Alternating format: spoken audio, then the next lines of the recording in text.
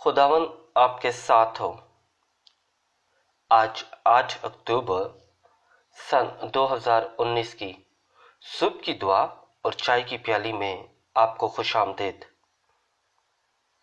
लतूरियाई साल के मुताबिक आज की पहली तलावत यूनुस नबी की किताब, उसका 3रा बाब, उसकी पहली आयत मुबारका से लेकर 10वीं आयत मुबारका तक।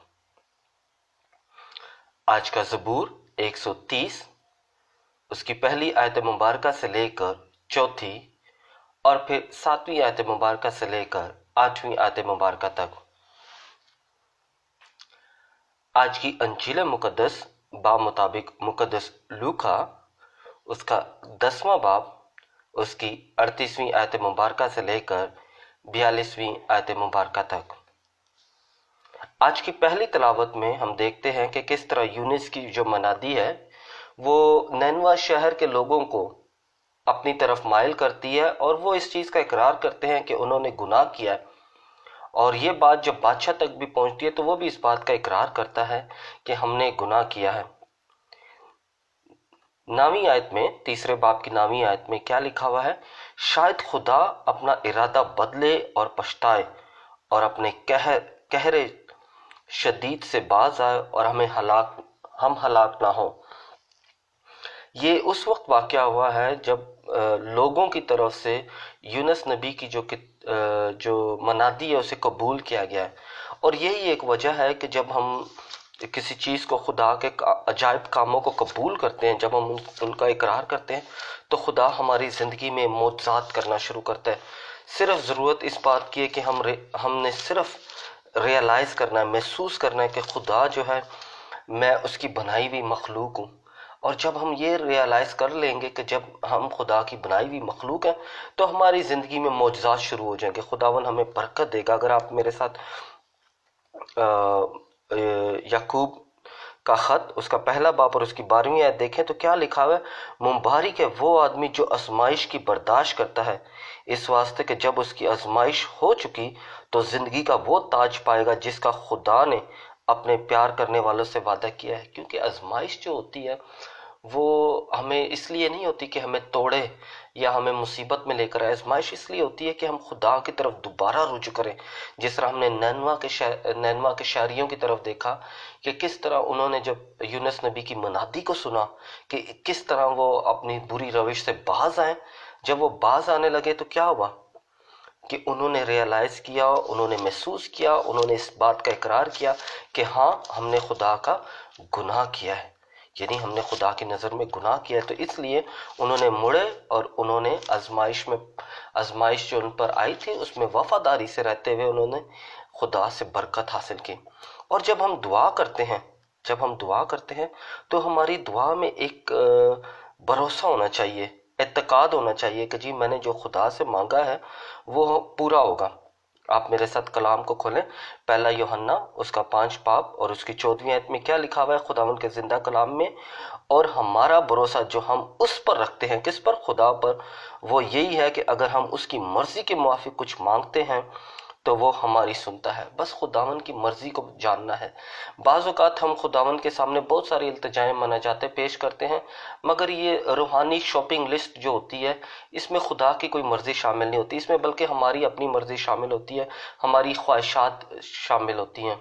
मगर ज़रूरत इस अमर की है कि ख्वाहिशात को दूर रख के खुदावन की मर्जी को जानने की ज़रूरत है।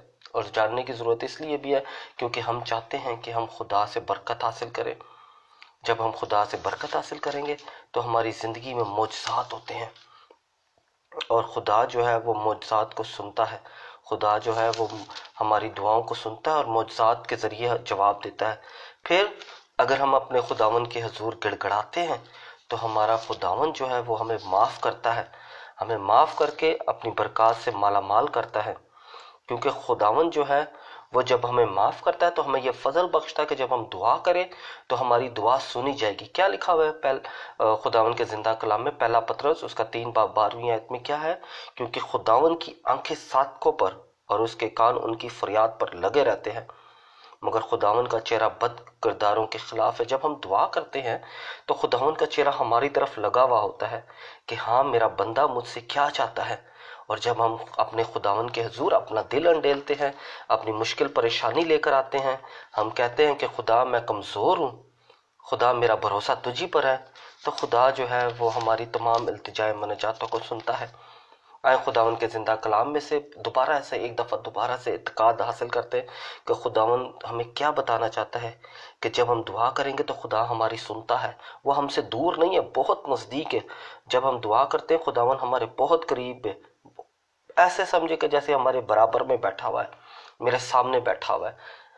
خداوند ہماری دعاؤں کو سنتا ہے۔ ارمیا نبی کے صحیفہ اس کا 29واں باب اور اس کی 12ویں اور 13ویں آیت میں کیا لکھا ہوا ہے؟ تب تم مجھے پکارو گے اور جان کر مجھ سے دعا کرو گے تو میں تمہاری سنوں گا، اور تم مجھے ڈھونڈو گے اور پالو گے جب تک تم اپنے سارے دل سے میری تلاش کرو گے۔ خداوند بس ہم نے خدا کی طرف مڑنا ہے، ہم نے خدا اس نینوا کے شہریوں کی طرح جو خداوند کی طرف مڑے ہیں، اور جب مڑے ہیں تو انہوں نے برکات حاصل کیا۔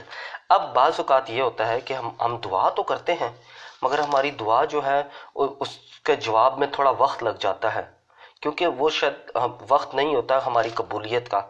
تو اس لیے بعض اوقات کچھ لوگ خدا سے بدظن ہو جاتے ہیں کہ جی کہ ہم دعا کرتے ہیں اور خدا ہماری سنتا نہیں ہے۔